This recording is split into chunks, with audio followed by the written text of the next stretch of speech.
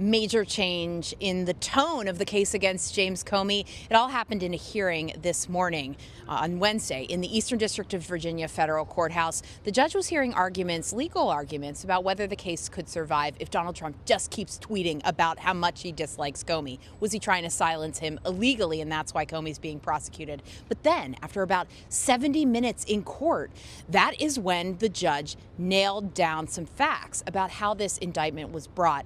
And the Justice Department, the prosecutors here, including Eastern District of Virginia interim U.S. Attorney Lindsay Halligan, they confirmed that when the grand jury finalized the indictment, they had said no to one of three charges. And then when the Justice Department rewrote that document into the document that James Comey now faces, that is not what the grand jury saw or approved. So a big hiccup, at very least, for the prosecutors here.